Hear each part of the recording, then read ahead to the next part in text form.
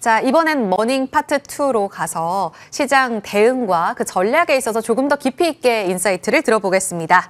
오늘은요, 오리나 LS증권 수석 연구위원 모셨습니다. 어서 오세요. 안녕하세요. 네. 유통, 화장품. 네. 대표 섹터에 대해서 분위기가 상반기에 좋았기 때문에 네. 굉장히 즐겁게 좀 커버를 하고 계실 것 같습니다. 네. 그래서 하반기 전략을 위해 좀 모셨는데, 네. 신청하셨는지요? 저는 이번 주에 미리 이제 제 이 주민번호 끝자리가 와서 민생회복 소비쿠폰 신청을 했거든요. 네. 하셨어요? 아직 못했습니다. 아직 못하셨어요? 네.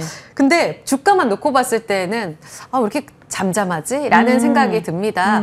이 세론으로 보기에는 덜 간 것 같기도 하고 정책에 있어서 실질적인 효과는 아직 기대 가져가도 된다라고 봐도 될까요?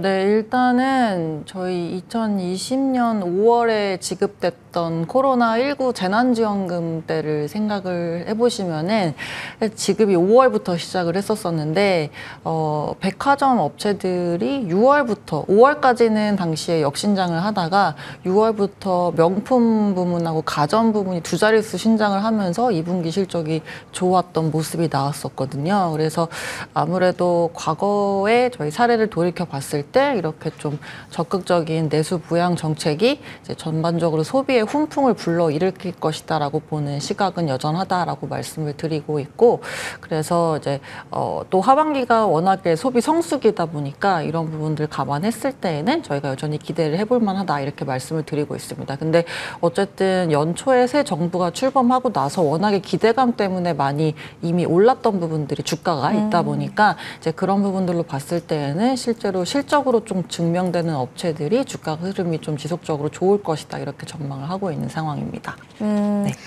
그렇군요. 이전의 통계를 통해서 이렇게 지원이 되면 아무래도 내수 훈풍으로 이어졌다라는 말씀을 하셨어요. 근데 네. 물론 이번에 소비 쿠폰 사용처가 대형마트, 백화점 제외가 되기는 해요. 사용처가 제한적이죠. 그쵸. 하지만 일단은 생활비 자체가 마트 측면 혹은 소상공인 이쪽으로 이제 지원이 되면 다른 쪽에 또 지갑을 열 수도 있지 않겠습니까? 네.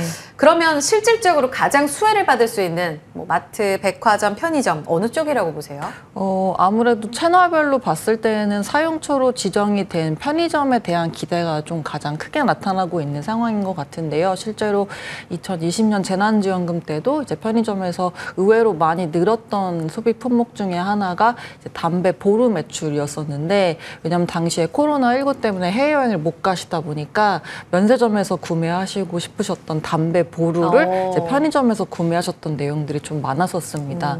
근데 이제 과거랑 조금 달라진 점으로 보는 거는 저희가 아무래도 다이소의 위상이 5년 전이랑은 좀 다르게 많이 올라왔고, 그리고 다이소도 이제 직영점이 아닌 가맹점에서는 사용을 할 수 있게 되었고 한 부분들이 있다 보니까, 그리고 올리브영도 뭐 직영점이 많긴 합니다만은 저도 엊그저께 이제 커뮤니티에서 봤는데 이제 올리브영 재난 그 소비 지원금 쓸 수 있는 매장들을 리스트업 해가지고 또 돌고 있더라고요. 그래서 그런 식으로 과거에 그런 편의점으로 집중되었던 것들이 좀 많이 분산이 되고 있어서 저희는 이번에 어쨌든 소비 여력이 좋아지면서 그나마 수혜를 볼 수 있는 업종이라고 말씀드리는 게 백화점 오히려 주목을 하고 있고, 그냥 말씀 주신 것처럼 이게 사용처로 지정이 되지 않았음에도 불구하고 전반적인 소비 여력이 개선이 되면서 이제 그런 부분들로 올라올 수 있는 내용이 있다라고 말씀을 드리고 있습니다. 그리고 이제 대형마트 같은 경우는 아무래도 경쟁 완화가 되는 구도가 나오고 있다 보니까 지금 상장사 중에서는 이마트 그리고 이제 롯데쇼핑의 롯데마트 부문이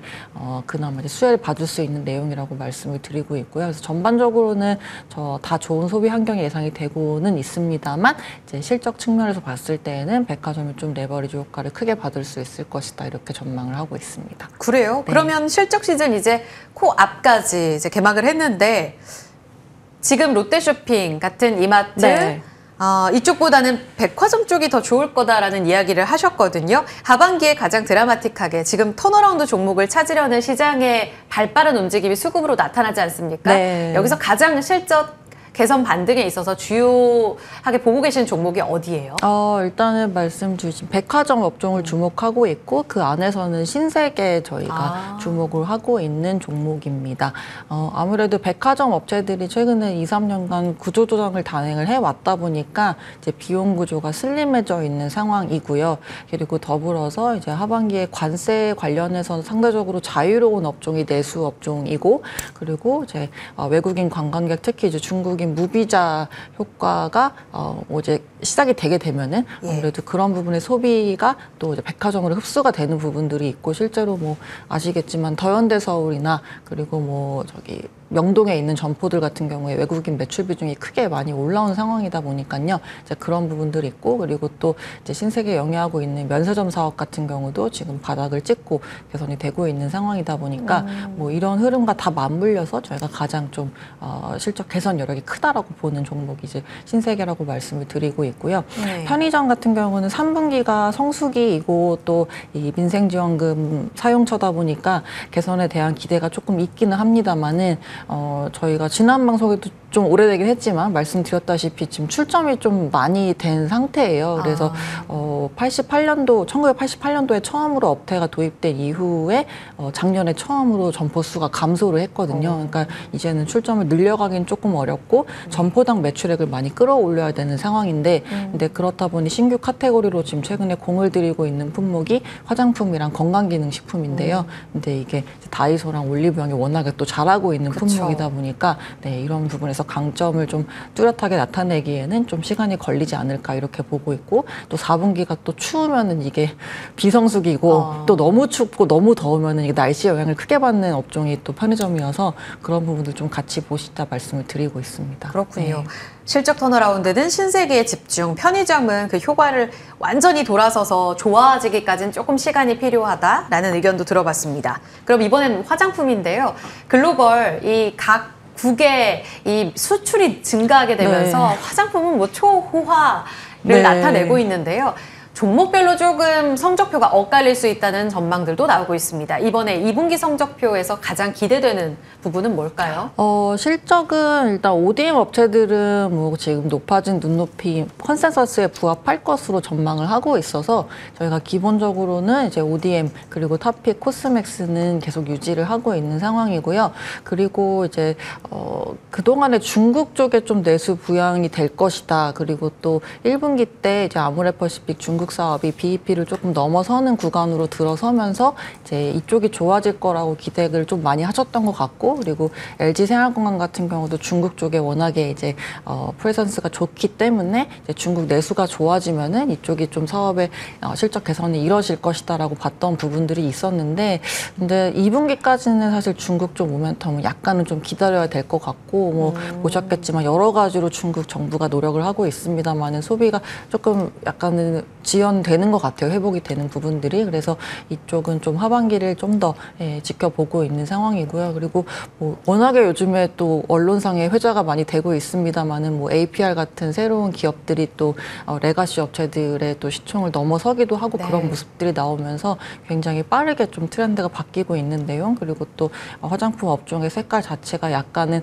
과거에는 뭔가 제품이나 브랜드력에 좀 집중되어 있었던 부분들이 약간은 뷰티 기기나 또 여러 가지 제품들로 확장이 좀 많이 되고 있는 내용이 과거랑 좀 달라진 부분이라 보고 있어서 저희가 어쨌든 이 K-뷰티라는 트렌드 자체는 좀 지속이 될 거라 보고 있다 보니까 ODM 위주로 계속 말씀을 드리고 있는 내용이 그런 부분이라고 봐주시면 될 것 같습니다. 아모레퍼시픽, LG생건, 코스맥스 같은 중국에서 드라마틱한 턴어라운드를 기대하는 쪽은 조금 시간이 걸린다 말씀해 주셨고요. 여전히 좋은 쪽, 그리고 민생회복, 소비쿠폰 들어가면서 이제 다이소 올영 이야기도 해주셨는데 수혜받을 수 있는 ODM이 가장 좋다. 성적표에서도 당장 2분기에 기대할 수 있는 포인트는 이렇게 정리할 수 있습니다. 그러면 오리나 연구원님, 아까 힌트를 종종 주셨거든요. 살짝 코스맥스도 나오고 유통주 타픽부터 듣겠습니다. 유통주 타픽은 신세계이고 저희 목표주 목표가는 24만 원 말씀을 드리고 있고요. 지금 2분기 실적으로 봤을 때에는 이제 매출액 같은 경우는 전년 동기 대비 5.2% 증가할 것으로 보고 있고, 이제 영업이익 같은 경우는 885억 원, 그래서 전년 동기 대비 한 25% 정도 감소할 것으로 보고 있습니다. 그래서 기존 추정치 대비 좀 낮춘 거긴 한데요. 이게 연결 자회사인 신세계 인터내셔널 쪽이 조금 부진해서 이쪽이 아무래도 국내 패션 브랜드들 하고 있는 내용들이 이제 뭐 요즘에 계속 트렌드라고 여겨지고 있는 명품 쪽, 그리고 또 초저가 그 중간에 끼인 브랜드들이 좀 안 되고 있는 내용들이 나오다 보니까 이제 그래서라고 봐주시면 될 것 같은데, 근데 하반기는 신세계 인터내셔널 작년에 워낙에 좀 실적이 안 좋았다 보니까 베이스가 낮은 상황이어서 부담이 덜하다 이렇게 말씀을 드리고 있고, 아까 언급드린 백화점 쪽 턴어라운드, 그리고 면세점 바닥 찍고 올라오는 내용, 그다음에 전반적인 우호적인 소비 환경 때문에 저희가 하반기 기대할 만한 요소가 훨씬 더 크다 이렇게 말씀을 드리고 있습니다. 그다음에 화장품 쪽에서는 이제 코스맥스. 네, 그래서 기본적으로 이제 국내도 그렇고 해외도 그렇고 화장품 산업 구조 자체가 이제 우리나라 ODM들한테 굉장히 의존이 높아질 수밖에 없는 그런 구조로 흘러가고 있는 상황이고요.